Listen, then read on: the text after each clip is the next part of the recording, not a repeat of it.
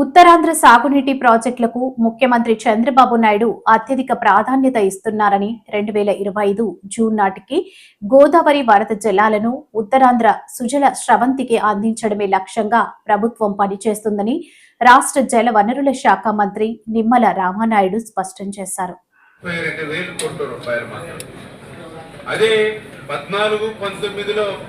71,000 కోట్ల రూపాయలు ఆ రోజు తెలుగుదేశం ప్రభుత్వంలో ఇరిగేషన్కి బడ్జెట్ లో కేటాయింపు చేశారు.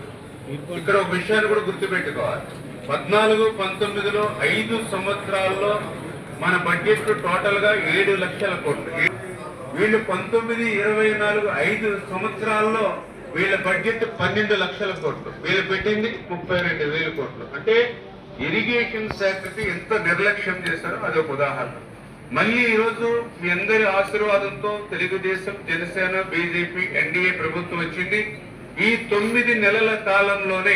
మన ఓటాన్ అకౌంట్ బడ్జెట్ లో ఒక 17,000 కోట్లు, అదేవిధంగా మొన్నటి బడ్జెట్ లో ఒక 18,000 కోట్లు, అంటే 35,000 కోట్ల రూపాయలు ఈ మొదటి సంవత్సరంలోనే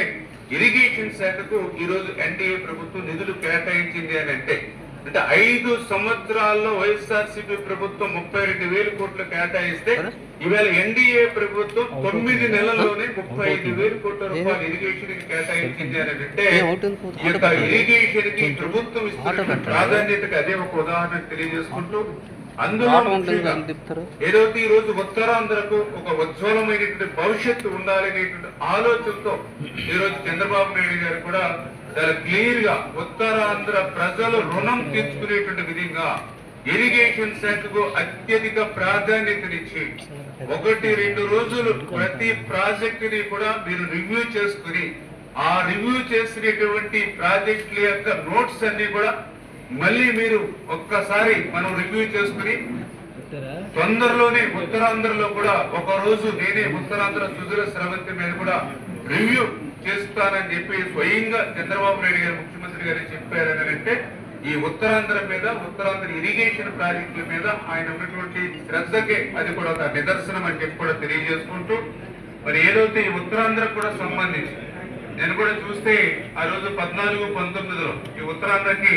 1,531 కోట్ల రూపాయలు ఆ రోజు మేము పెట్టడం జరిగింది. మరి ఏదైతే బడ్జెట్ పెరిగింది కానీ కేటాయింపులు 19-24లో చూస్తే కేవలం 453 కోట్ల రూపాయలు మాత్రమే. అంటే ఈ రకంగా ఉత్తరాంధ్రకు అడుగడుగునా కూడా మరి గత వైసీపీ ప్రభుత్వం ఎంత అన్యాయం చేసిందో, అందులో కూడా పర్టికులర్ గా మీ అందరికీ తెలుసు ఏదైతే ఉత్తరాంధ్ర సుజల స్రవంతి ఉత్తరాంధ్ర కళ ఏదైతే ఉందో మరి దానికి గత వైసీపీ పాలనలో 1 రూపాయి గాని, 1 కరబస్తా సిమెంట్ గాని, 1 తట్ట మట్టి కూడా ఉత్తరాంధ్ర సుజల స్రవంతికి పనిచేసినటువంటి పరిస్థితి లేదు. మళ్ళీ ఈ రోజు ఈ ప్రభుత్వం వచ్చిన తర్వాత మొన్ననే 600 కోట్ల రూపాయలు మొన్నటి బడ్జెట్ లో కూడా ఉత్తరాంధ్ర సుజల స్రవంతికి మరి కేటాయింపులు కూడా చేసిన విషయాన్ని కూడా సందర్భంగా తెలియజేసుకుంటూ, దురదృష్టం అందులో కూడా పర్టికులర్ గా శ్రీకాకుళం జిల్లా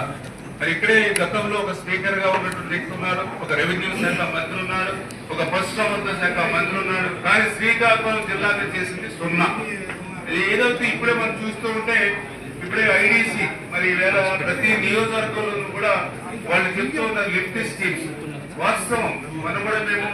ఈ యొక్క 9 నెలల కాలంలో చూస్తే రాష్ట్రంలో 1040 లిఫ్ట్ స్కీమ్స్ ఉంటే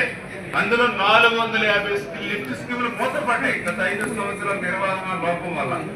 అటువంటి స్థితిలో మళ్ళీ ఆ లిఫ్ట్ స్కీమ్స్ ని మళ్ళీ జీవం పోయాలనే ఆలోచనతో ఈరోజు ముఖ్యమంత్రి గారు కూడా మరి మొన్ననే ఏజెన్సీలతో కూడా మాట్లాడి అమ్మోడల్లో ఒక 10 years అంటే రైతులకి భారం లేకుండా అమ్మోడల్లో ఏజెన్సీలకి ఒక 10 years ఇచ్చి ఎవ్రీ మంత్ గవర్నమెంట్ నుంచే మనం వాళ్ళకి పేమెంట్స్ ఇచ్చి ఆ మెయింటెనెన్స్ రిపేర్స్ కూడా వాళ్ళే చేసేటువంటి విధంగా ఆ యొక్క ఏదైతే ఐడిసి స్కీమ్స్ ఏదైతే ఉన్నాయో వాటిని ఆదుకోవాలని చెప్పేసి కూడా మన ముఖ్యమంత్రి గారు కూడా నిర్ణయం తీసుకోవడం జరిగింది. అందులో భాగంగా తొందరలోనే ఆ ఏదైతే రిపేర్స్ కి అదేవిధంగా ఆ మెయింటెనెన్స్ కి అయ్యేటువంటి ఖర్చునంతా కూడా మరి క్యాలిక్యులేట్ చేసి అవి కూడా టెండర్స్ పిలిచి అవి కూడా ఫైనలైజ్ చేసేటువంటి ప్రక్రియ కూడా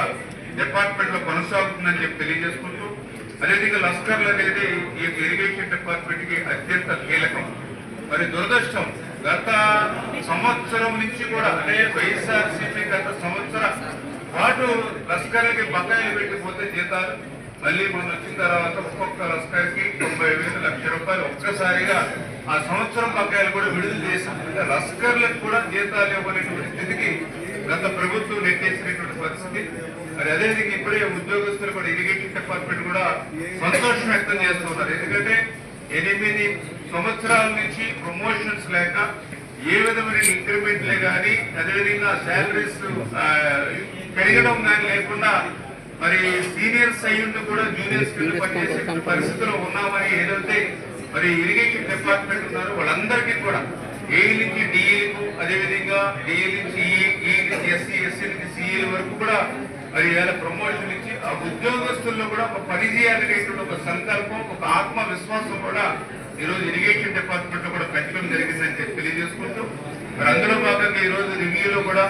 మరి చాలా విషయాలు కూలంకషంగా అందులో పర్టికులర్ గా ఏదైతే నేరైన బ్యారేజీ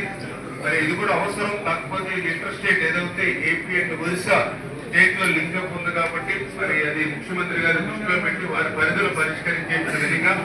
మరి అదేవిధంగా ఏదైతే వంశధార ప్రాజెక్ట్